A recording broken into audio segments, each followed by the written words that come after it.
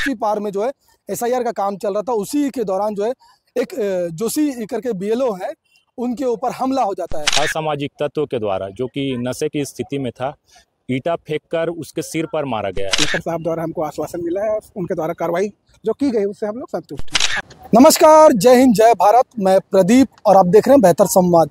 SIR का काम जो है छत्तीसगढ़ प्रदेश में चल रहा है और एसआईआर की ड्यूटी जो कर रहे हैं बीएलओ कर रहे हैं। और बीएलओ जो है अलग अलग विभाग से जो जिनकी नियुक्ति हुई है, एसआईआर का काम तमाम जो वार्डों में जिलों में हो रहा है बीएलओ के माध्यम से हो रही है। और आपको हालिया मामला बताते हैं, कुर्सी पार में जो है एसआईआर का काम चल रहा था। उसी के दौरान जो है एक जोशी करके बीएलओ है, उनके ऊपर हमला हो जाता है, घायल हो जाते हैं। कलेक्टर साहब पहुंचते उनसे मिलने के लिए। भाई साहब लोग हैं, तमाम बीएलओ हैं। क्या नाम लिखते हैं आप? चेतन सिंह परिहार। चेतन जी, क्या कुछ हुआ था कल घटना? कल शाम की घटना है और रूपेश कुमार जोशी बीएलओ हैं, शिक्षक हैं वो। उनकी ड्यूटी भिलाई नगर के भाग क्रमांक 117 कुर्सीपार क्षेत्र में लगी हुई है।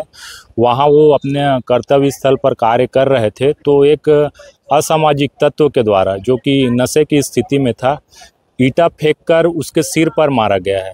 उसने अपने हाथ से रोक लिया ईंटा, नहीं तो बहुत बड़ी एक दुर्घटना की स्थिति बन सकती थी। तो वो इस तरह की घटना होने के बाद जो हमारा शिक्षक समुदाय है, जिसमें एक बहुत बड़ी संख्या महिलाओं की है जो बीएलओ एसआईआर का कार्य कर रहे हैं, वो भयभीत भी हैं और साथ ही आक्रोशित भी हैं। तो आज हमारा शिक्षक जो संघ है, छत्तीसगढ़ सहायक शिक्षक फेडरेशन, उसका प्रतिनिधि मंडल कलेक्टर महोदय को ज्ञापन सौंपकर सुरक्षा और साथ ही जो साथी कल जिसके साथ दुर्घटना हुई उसके लिए मुआवजा की मांग किए हैं।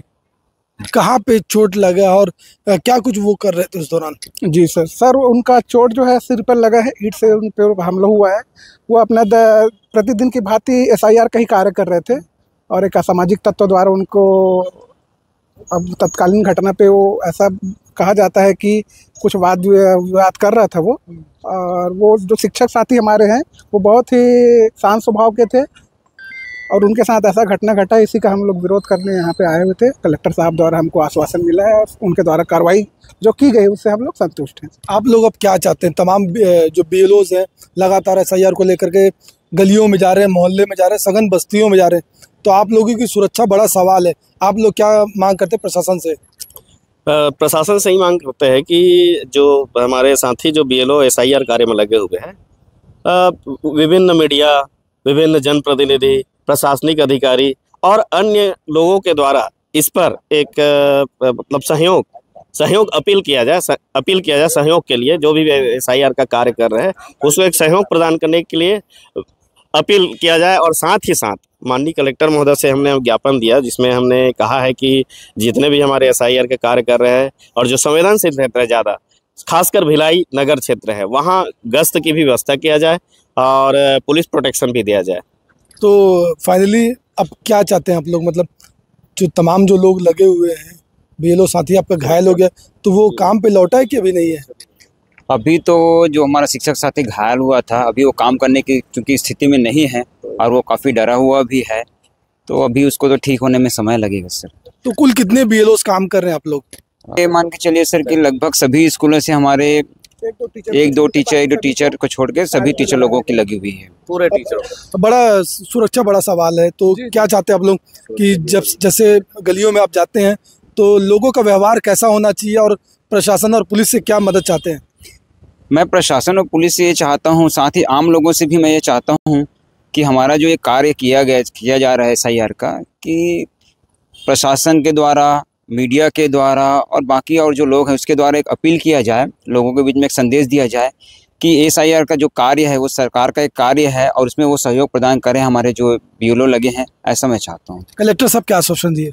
कलेक्टर साहब ने आश्वासन दिया है कि जो घटना घटी है एक दुखद घटना है, हम भी समझ रहे हैं उस चीज़ को, और उस पर उसने ये कहा है कि जो भी क्षेत्र है जहाँ पास एसआईआर का काम चल रहा है, हम कुर्सी पार का बापू नगर है क्या? कहाँ का है? कुर्सी पार का भाग संख्या 117 भिलाई नगर क्षेत्र में ये घटना, अप्रत्याशित घटना कल घटी है। और उस घटना को लेकर हमारे शिक्षक समुदाय काफी भयभीत भी है और साथ में आक्रोशित भी है। अच्छा ये बताइए, महिला बीएलओस भी है तो उनको लेकर के क्या? उन महिला बीएलओ के साथ जो निगम के कर्मचारी है उसको भी साथ में सहयोगी के रूप में रखा जाए, साथ में मितानिन भी सहयोग करें।